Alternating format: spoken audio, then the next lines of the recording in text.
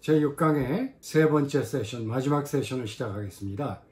우리가 두 번째 세션에서 모형의 기능은 결국 동형화 기능이다. 현실 세계의 모습을 보여주는 기능이다. 이렇게 이야기하지 않았습니까?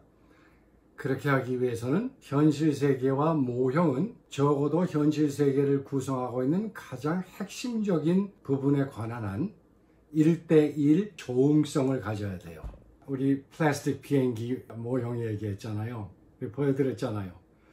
플라스틱 비행기 모형에는 프로펠러가 있어요. 작은 프로펠러.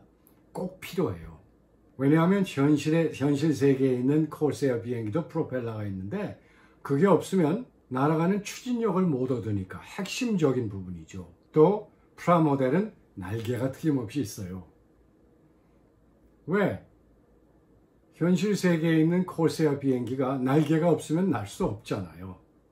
그래서 플라스틱 모델의 이 부품 중에 하나인 프로펠러와 날개는 진짜 현실 세계에 있는 코르세어 비행기의 날개 그리고 프로펠러와 1대1 조응성을 가져요. 그런 면에서 구조적 조응성이 있다고 볼 수 있죠. 그런데 플라스틱 모델은 다 만들어도 모습만 알 수 있지 못 날잖아요.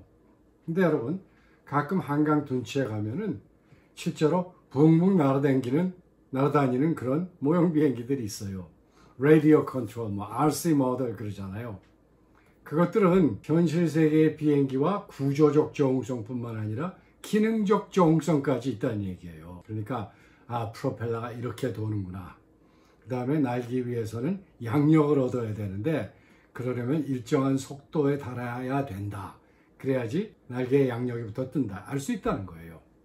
그래서 좋은 모형은 구조적, 기능적 아이소모피즘, 동형성, 그러니까 structural, functional isomorphism을 다 갖추고 있어요. 그런데 둘째 시간 거의 끝날 부분에 말했듯이 우리 정치학 모형은 불행하게도 기능적인 아이소모피즘, 동형성을 확보할 수 없어요.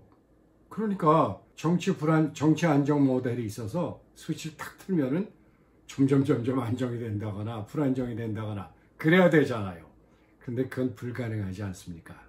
그래서 둘째 시간 끝날 때쯤 말씀드린 것처럼 사회과학 모형은 아주 근본적인 한계가 있어요. 바로 기능적 조응성을 확보하기 어렵다는 거예요. 그런데 실제로 작은 모형들이 있긴 해요. 기능적 조응성을 갖춘. 예를 들어 은행 창구를 어떻게 배열하면 카스터머들을, 그러니까 은행에 오시는 분들을 빨리 대응할 수 있을까, 이런 시뮬레이션 모형이 있긴 합니다만 그것도 역시 컴퓨터라이즈드 된 거지 실제 현상을 있는 그대로 보여주지는 못합니다. 그러면 정치학 모형은 어떻게 생겼나? 또 사회과학 모형은 어떻게 생겼나? 이런 의문이 들지 않겠어요? 그래서 제가 여러분이 이제 정치학 공부를 좀 피하시게 되면 만날 수 있는 그런 여러 가지 모형 중 아주 간단한 하나를 예를 들어 여기 써놨습니다. 뭐가 있습니까, 여러분? 수학 공식이 하나 들어있어요.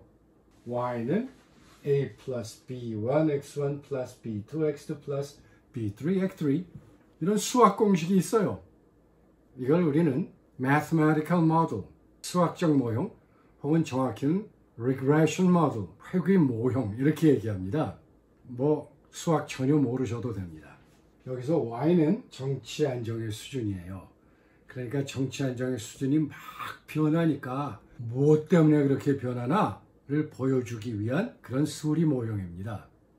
그래서 x1, x2, x3 세 개의 원인이 이 모형의 속에 들어있어요.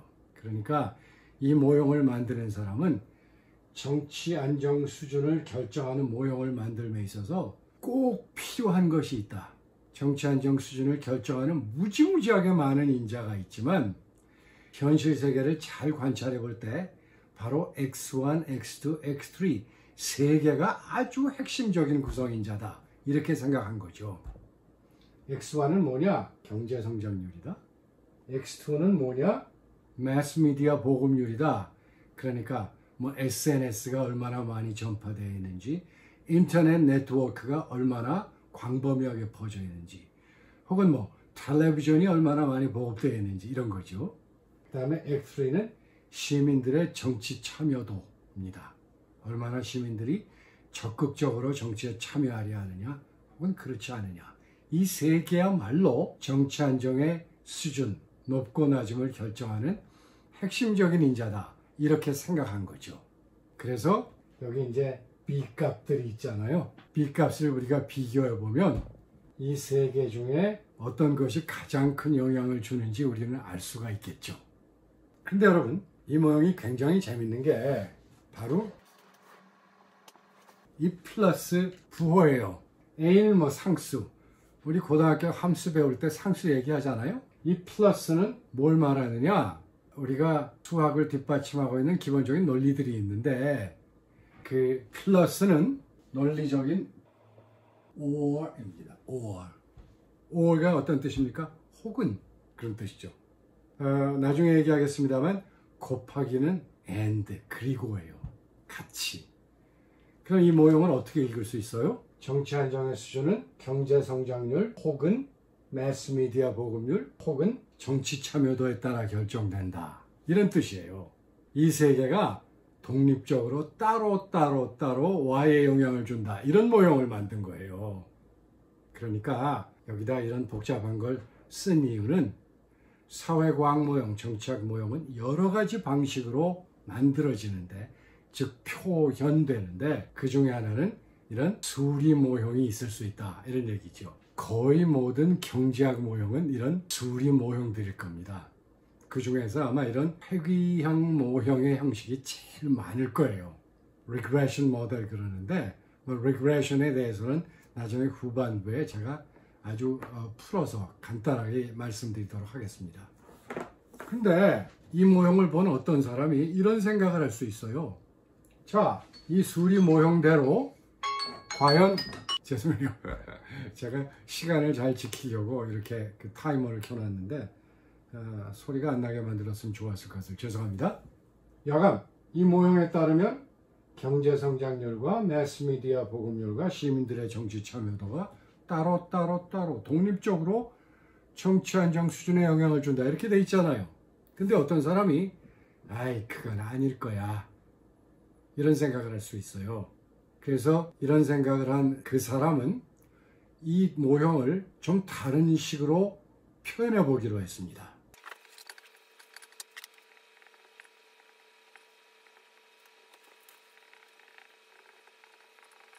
자, 이 사람은 수학적인 모델을 쓰기 전에 이런 그래픽 모델, 도형으로 모형을 표현했어요.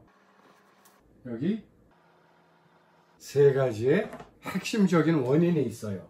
그리고 여기 정치 안정이 있어요. 예전에 강의할 때 우리 이론의 구조 얘기하면서 독립변인, 종속변인 이런 얘기하지 않았습니까?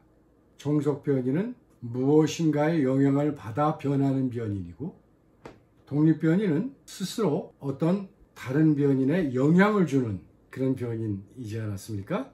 그래서 대개 종속변인은 결과고 독립변인은 원인들이죠. 이 사람은 세 개의 독립변인들을 설정했어요. 다시 말해서 종속변인인 정치 안정에 영향을 주는 독립변인들은 X1 경제성장률, X2 매스미디어 보급률, X3 시민들의 정치 참여도다. 이렇게 얘기를 했어요. 근데 이렇게 해놓고 그 사이에 화살표를 막 그어놨어요. 자, X1서부터 Y로 가는 화살표가 있는가 하면 X2로부터 Y로 가는 화살표가 있고 X3로부터 Y로 가는 화살표가 있어요. 무슨 뜻입니까? 경제 성장률은 정치 안정도에 직접적인 영향을 준다. 매스미디어 보급률도 정치 안정에 직접적인 영향력을 준다. 행사한다. 시민 정치 참여도도 정치 안정도에 직접적인 영향력을 행사한다. 이런 세 개의 화살표가 있죠. 그런데 아까 기억하시겠지만 아까 수리 모형은 이것들이 독립적으로 따로따로 영향을 준다고 하지 않았어요? 근데 이 사람은 그렇게 생각 안 해요. 이런 X1, 2, 3라는 정치 안정도를 결정하는 원인들 사이의 관계가 또 있다. 이렇게 본 거예요. 자, 이걸 봅시다. 경제 성장률은 매스미디어 보급률에 영향을 줘요. 뿐만 아니라 경제성장률은 시민정치 참여도에도 영향을 줘요. 경제가 성장할수록 매스미디어 보급률이 커지고 높아지고 또 시민의 정치 참여 의도도 커진다. 그런데 여기 또 하나의 링크가 있어요. 매스미디어가 보급되면 될수록 시민 정치 참여도가 커진다. 이런 링크도 있단 말이에요. 그러니까 아까 수리 모형과는 다르죠. 일부만 얘기해 보면 X와는 Y에 직접적인 영향을 주기도 하지만 매스미디어 보급률이라는 X2를 거쳐서 영향력을 행사하기도 한다. 이런 뜻이에요. 또 경제성장률 X1은 마찬가지로 시민정치 참여라는 X3를 거쳐서 정치 안정에 영향을 준다. 즉 이 속에는 직접적인 영향력과 간접적인 영향력이 다 화살표로 표현되어 있어요. 우리가 그 변인 이야기할 때 독립변인, 종속변인, 매개변인, 간섭변인 이런 얘기 많이 하지 않습니까? 그 이름을 굳이 다 아실 필요는 없지만 하나 예를 들자면 매스미디어 보급률은 경제성장의 효과를 매개하는, 전달하는 그런 역할도 한다. 근데 그것만 있는 건 아니에요. 자기 스스로도 정치 안정에 영향을 줄 수 있죠. 여하간 이렇게 사회과학 모형은 이런 graphic representation, 그림으로 표현될 수도 있습니다. 물론 나중에 이 화살표가 정말 있나 없나? 이 화살표가 보여주는 대로 경제성장이 정치 안정에 직접적인 영향력을 주는가? 이걸 확인해야 됩니다. 그때 우리는 다시 수학적 기법을 쓰긴 합니다만 그 얘기는 나중으로 미뤄두고 지금 말씀드리고자 하는 것은 사회과학 모형은, 정치학 모형은 거의 대부분 현실 세계와 구조적 상응성만 갖고 있다. 그리고 때에 따라서는 수리 모형도 있고 수리 모형을 만들 수도 있고 또 때에 따라서는 이런 그래픽 모델, 그림으로 모형을 표시할 수도 있다. 이런 얘기입니다. 그런데 결국에 가서는 이 두 가지가 합쳐집니다. 그 얘기는 차후에 하기로 하고, 자, 그러면 이게 정말 현실 세계를 잘 반영하는 것일까? 실제로 경제가 성장하면 정치가 안정이 될까? 매스미디어 보급률이 커지면 정치 안정도가 변할까?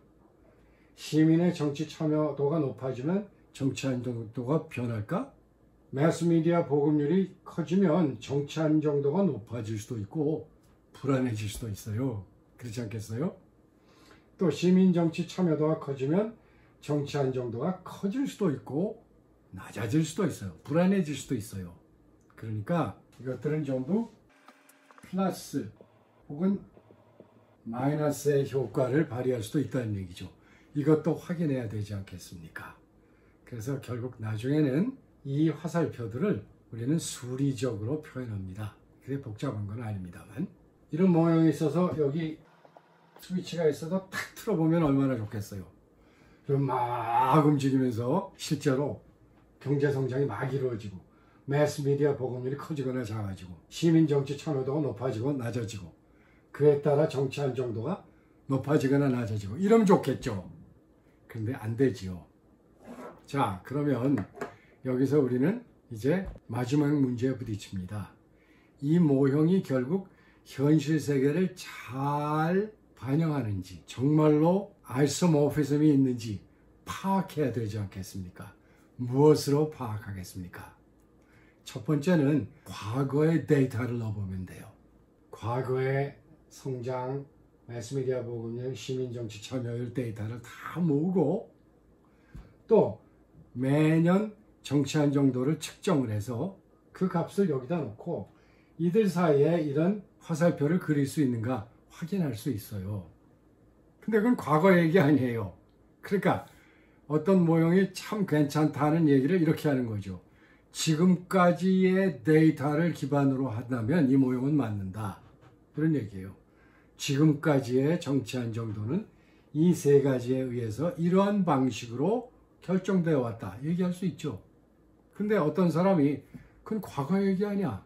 이렇게 얘기하지 않겠습니까?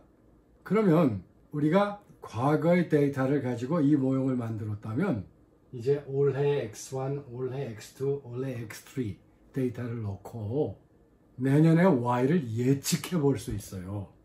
어떻게 예측이 가능하냐? 이제 이들 간의 관계 구조가 보다 수리적으로 명확하게 만들어질 겁니다. 그러니까 예를 들어 이런 게 있다면 우리가 X가 1일 때 Y는 3이 될 거라고 예측할 수 있잖아요. 지금까지는 X가 1일 때 Y는 3이고 X가 2일 때 Y는 5고 X가 3일 때 Y는 7이었단 말이죠. 그러면 지금 내가 X가 4니까 앞으로 내년에 Y는 9일 거야 라고 예측할 수 있지 않습니까? 어떤 모형은 예측에 성공합니다. 그러니까 X가 4일 때 Y가 딱 9가 아니더라도 8.5, 9.2 이렇게 실제값이 나올 수 있어요. 그러면 명확한 예측은 아니더라도 예측에 성공한 거 아니에요? 사회과학이 얼마나 복잡해요. 그때 우리는 이 모형이 정말 설명력이 있구나 라고 알게 된다는 거죠. 그러니까 얘기를 정리하면 사회과학 모형은 주로 과거의 데이터를 기반으로 만들어져요. 과거엔 이랬다는 거예요. 그런데 이 모형이 진정한 아이소모피즘, 그러니까 현실과의 종속성이 있느냐를 결국 판정하는 가장 최후의 방법은 예측해 보는 겁니다. 자, 여러분 노벨 경제학상 받은 분들 많잖아요. 그분들 거의 다 이런 경제학 모형을 만든 분들이에요. 수리 모형을 만든 분들이죠. 그런데 왜 노벨상을 받았을까 생각을 해보면 그 양반들의 모형을 통해서 우리는 예측에 지속적으로 성공했기 때문에 좋은 모형이다 라고 생각해서 상을 드리는 겁니다. 그러니까 정리하자면 결국 정치학, 사회과학 모형의 적정성, 타당성, 신뢰성은 결국 이 모형을 통해서 얼마나 지속적으로 예측에 성공하느냐. 다시 말해서 repeated success in prediction. 그러니까 예측에 성공하는 모형을 만들고 싶죠. 저도 만들고 싶습니다. 모든 정치학자들이 그럴 거예요. 그러기 위해서는 일단 충분한 과거의 데이터를 기반으로 모형을 만들 필요가 있습니다. 자, 모형의 본질, 용도, 또 성격에 대해서는 이것으로 마치고 다음 시간부터는 물론 모형의 성격에 대해서 계속 논의해야만 합니다만 모형 만들기, 그 절차, 그 과정 이것에 대해서 여러분과 이야기해 보도록 하겠습니다. 그러면 제7강에서 뵙지요.